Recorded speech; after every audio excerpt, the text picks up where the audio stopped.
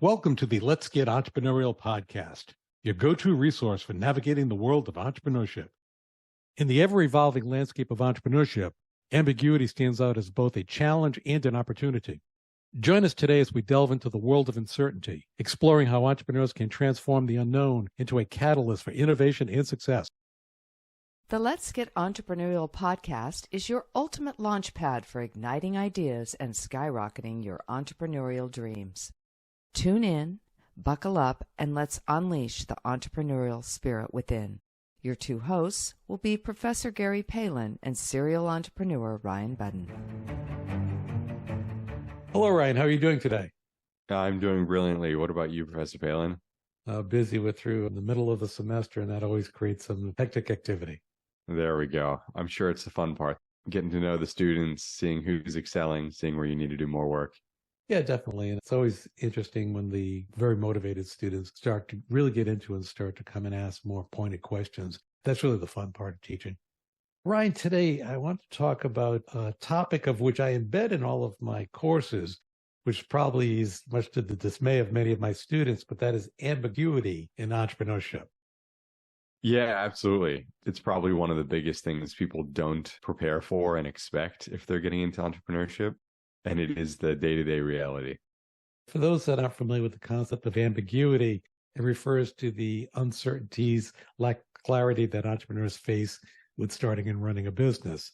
And it revolves around incomplete information, adapting to rapidly changing conditions, and constantly recalibrating strategies that aren't quantifiable or foreseeable. That's how I look at ambiguity.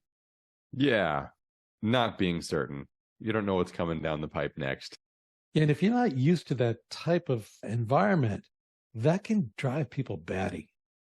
Some people really enjoy that ambiguity. It makes the day different, unique, and interesting. And other people, it's absolutely chaos and they can't handle it whatsoever. Ambiguity revolves around many areas like market responses, technology advancements, regulatory changes, shifting competition. There's all different areas that ambiguity can come and hit you in the face.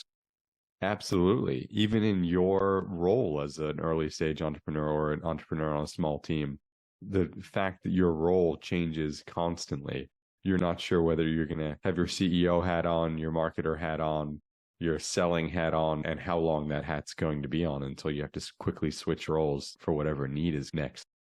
One of the areas I think is important is to distinguish ambiguity from risk and uncertainty.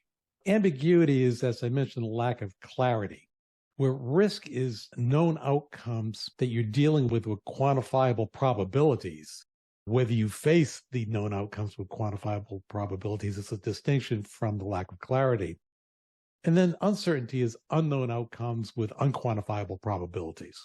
So there's a distinction between those three. I like that distinction, actually. Especially because two of them, not being ambiguity, have a negative connotation towards them. Ambiguity doesn't have to be a bad thing. That's where I wanted to go next, because I look at ambiguity as opportunity in disguise. Right. I quite enjoy the ambiguity as well. There's really potential for innovation in all of your decisions in moving the business forward with the ambiguity. And really, that is the fun and challenge for me of entrepreneurship. I think another big distinction is it can be prepared for. Although you don't know what's coming next, aka the ambiguity, you can prepare to be in those situations. And that goes back to the podcast that we did about scenario planning with Dave Rendall. You can prepare for various scenarios that when the ambiguity is facing you, you can anticipate the results, so you're more prepared for those results. There we go. Ryan, before we continue discussing today's topic, we have an exciting announcement. It's finally here.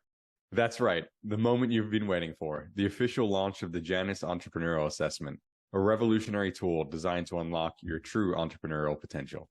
We're thrilled to invite our podcast audience to be part of this groundbreaking launch. Imagine gaining unprecedented insights into your unique strengths, pinpointing areas for growth, and charting a roadmap to entrepreneurial success. Join us at ProfSpirit.com, where you'll embark on a transformative journey of self-discovery and empowerment. And here's the best part. As a special introductory offer exclusively for listeners of the Let's Get Entrepreneurial podcast, the Janus Entrepreneurial Assessment is available at a deep discount for just $1.99 through the entire month of November of this year when you use the code SUCCESS at checkout. That's a significant savings from the standard cost of $49.99. You can find the link and code in the podcast episode description to take advantage of this exclusive offer. Be among the first to discover what the future holds for your entrepreneurial journey. A lot of people struggle with ambiguity because of the psychological impacts of ambiguity. For one is decision fatigue. That very often exhausts people, decision upon decision, where I know you and I and people that embrace ambiguity, those decisions are just part of the deal. We don't worry about it. We don't get tired from them. We know they're coming. Yeah, you sort of build a tolerance for them. I will say it's funny, in the last little while, I have thought about decision fatigue more than I ever have in my career. And I'm getting pulled in a bunch of different directions right now. The irons in the fire all seem to be glowing at the same time. The switching between is creating decision fatigue. And I only notice it in reflection, depending on when I'm making those decisions, how long it takes me to make them, and then execute on whatever the decision is. You and I are at work with the Janus assessment. We're faced with multiple decisions constantly, but neither of us stresses about the decisions. We talk them through, we'll make decisions. We have so many decisions to make. Hopefully we'll remember what decision we made 2 weeks ago. Yeah. Yeah, that is the fun about entrepreneurship, though, is about every 2 weeks is the next cycle. So if you like the decision you previously made, you double down. And if you don't, you get to shift it. Definitely. Now, another area with the psychological impact of ambiguity, I think the core result of it is caused by the fear of failure. People's fear of failure can be crippling. And then when they're afraid to fail, they're faced with the lack of clarity. That conflict causes tremendous stress in many people. It can shake your confidence in what you're doing. That's a killer. As soon as you're not sure if you're on the right path, very quickly, I think you convince yourself that you're not on the right path. Yeah, if you're bordering on the fence of self-doubt, ambiguity can be an erosion of confidence and be a downward slide. Yeah, I've never thought about it in that way because it's not something I struggle with, but I can absolutely see that slope. Very often what happens because of that, you result in avoidance and procrastination. Many decisions have a window of opportunity that you have to make a decision and move forward, or that window closes and the opportunity is no longer there. That fear of failure resulting from the ambiguity causes people to procrastinate and miss out on opportunities. And a lot of times in entrepreneurship, procrastination looks very different than it does in academia or other business, where you're occupying yourself with something purposely outside of work. In entrepreneurship, that can be doing a task that is technically progressing the business, but not as much as something else that you should be doing that you're avoiding. I see in the modern era, people using social media as this. They will just dump an endless amount of time into their social media presence, which is marketing. Many great businesses are built on social media, but they're using that as a procrastination tool because of the ambiguity to get out of doing another core business facet. So what can people do here? We've outlined the pretty good definition, some of the pitfalls. How can people use this to their advantage? Partly we've addressed how we're looking at ambiguity, but I would suggest someone that struggles with dealing with it is to reframe what ambiguity is and to reframe it to other opportunities sitting there. It's how you're looking at it, how you're picturing ambiguity would be the first thing that I would suggest. A second thing, I would say set clear short-term goals so they're more achievable versus that long-term goal can create more uncertainty. With the shorter-term goals, there's more clarity. That will help make them more comfortable. Another bit of advice, which we give all the time, covers so many things, is to seek mentorship, and I would also say peer support. Sure. Yeah, that's a big one. Mentorship is something I'll always press. But the peer support is huge as well with ambiguity, just making sure that, you're feeling supported and doing the right thing. When I'm saying peers, I'm referring to other people that are in the same situation as entrepreneurs that you are. Right. That's exactly right. The last area I would suggest is to practice mindfulness and stress reduction techniques. that goes into a lot of the topics we talk about, is making sure that something that I like to say is that you're slowing down to speed up. You're taking the time to get calm and to get centered so you can still make effective decisions. The benefits of embracing ambiguity is there's tremendous personal growth. You can create new markets. It gives you competitive advantage, and you're dealing with identifying innovation and identifying disruption. There's definite reasons why an entrepreneur should embrace ambiguity.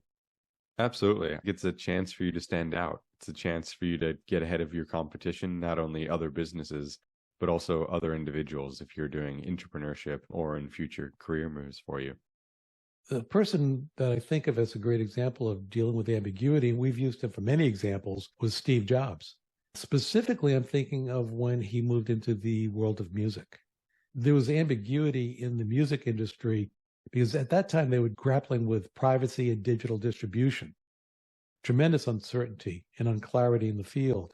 He introduced iTunes, which transformed the way we purchase and listen to music. Right. And shook up the music industry. I can remember back in that day when artists were some very excited and some very upset. And he also took that same concept of dealing with ambiguity, and he created a revolutionary product that combined the iPod, a phone, and an internet communicator. And he led the rebirth with the concept called iPhones. There we go. He was very good at identifying opportunities via the ambiguity of the industry. Absolutely. And being on the cutting edge of what could happen, therefore what should happen. He trusted his instincts.